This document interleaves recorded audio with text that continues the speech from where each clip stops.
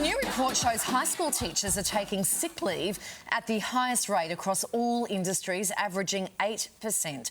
The figures from Employment Hero's annual leave survey suggest that stress and burnout are impacting educators who are not prioritising themselves over their work. Over 50% of teachers reported being extremely stressed and even considering another profession. For more, we're joined by Seven finance expert Gemma Acton and host of the Toni And Ryan Podcast, Ryan John. Thanks for being on the show, guys. Now, Gemma, it's very clear that teachers as a group are really struggling. So what can we do to bring those numbers down? Yeah, it's really tough. Often when there's vocational workers who do what they do out of passion, they get completely taken advantage of because they will keep going, doing the right thing, helping their students rather than putting themselves ahead.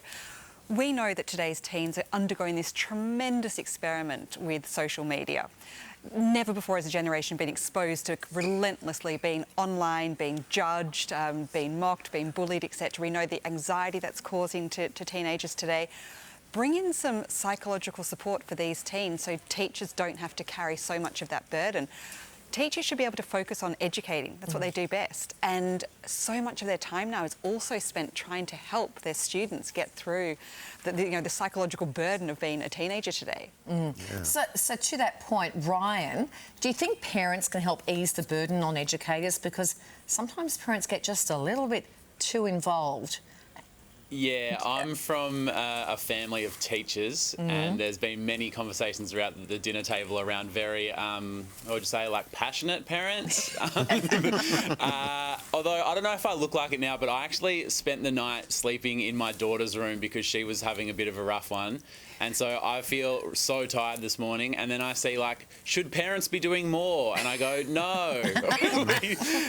So whilst I agree that we definitely need some support from our teachers, I think there is only so much that parents can do. And like always, I agree with Gemma, is that maybe some support for the emotional side for these students can leave the teachers to doing the teaching and not have to take, the social, mental load of everything going on in a teenager's life on themselves as well. Yeah, I mean, parents have a big role to play in schools. They can help out in the working bees and the helping out the school barbecues, but I think just maybe leaving the teachers alone to do their job sometimes, I think, would be helpful. Very good idea. Moving on, a simple act could land residents a staggering fine in 2 Australian states. South Australians can cop a fine of as much as $30,000 if they intentionally or recklessly feed pigeons. WA offenders may be hit with a $20,000 fine if found guilty of the same behaviour. Ryan, the laws are apparently designed to prevent the birds congregating in big numbers. So have you ever been guilty of this? Tossed a spare chip or something their way?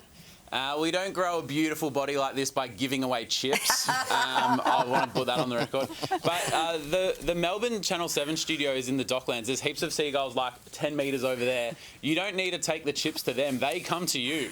So, it's more about them stealing the chips rather than you feeding them. So I don't know. Do I still get fined if they come and steal my food? Because I feel like they need to really get clear on who's taken what from who, because I don't want to get fined. So you want the approach to be clear, do you? Is that... Yeah. Yeah, well, that leads to another question, Gemma, even if it can't be proved that you are deliberately trying to cause a nuisance, like if Ryan says the birds come to you and you're just being nice. It's a great defence. I'm sure many people will start using that. You can still, though, be hit with a $10,000 fine even if you use that excuse. Do you think that's too much? A reduced fine? Yeah.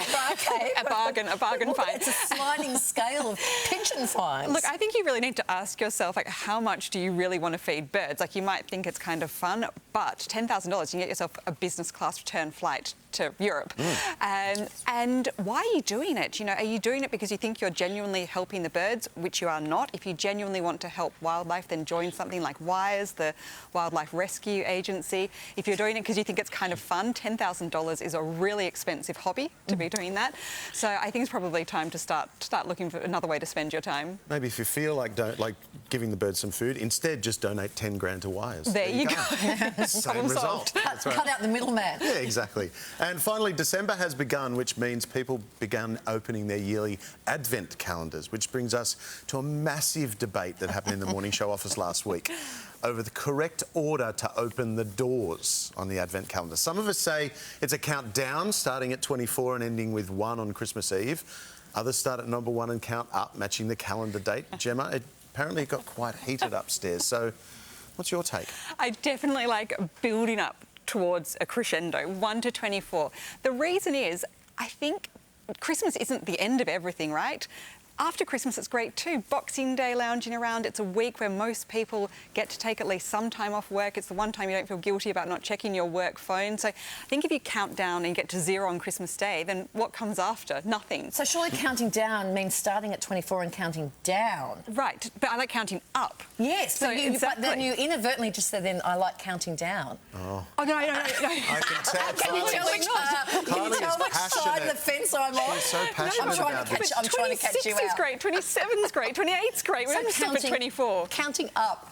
Okay, Ryan, what do you Over to think? you.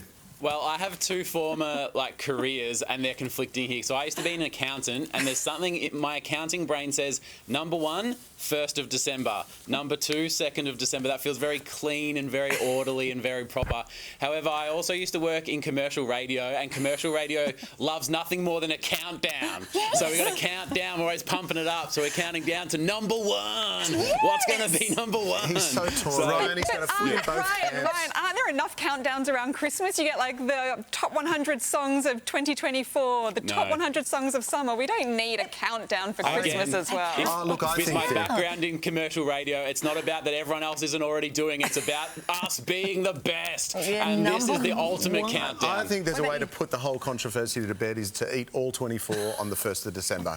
Get it done, get it out of the way. Leave all those little doors hanging open for the That's rest right. of the okay. That is right. I just do think it's a countdown to Christmas and like 12 days till Christmas, 11 days till Christmas. You're not going to I let don't this think go. anyone No, well, can say anything that will persuade Kylie on anything. You know when they said there was a heated debate upstairs? Yeah. I could have been It at the was centre you, of it. maybe. But I wasn't on my own. There was plenty of people that were on Team Kylie for the countdown. a very serious topic. Can you It's a actually very buy serious these in topic. shops though? Have you calendars that count down? I only see ones that go up. I guess it just depends where you start. Yeah, well, you you start can wherever you want. start. But where the 24 is the big one, right? My mum used to make these little bags for my boys, and they had like little separate bags, and they'd open little bags, Yep. counting down. Oh, so to that's where it Christmas. started. We're not going to shake you out it of started this. with Jesus. So, 2024 years ago or something like that. Anyway. Oh, my goodness. You shouldn't argue with Jesus. No, I shouldn't argue with Kylie Gillies either, apparently. Thank you. Lovely to Thank see you, you. Gemma. Thank you, Ryan. Thanks so much, guys.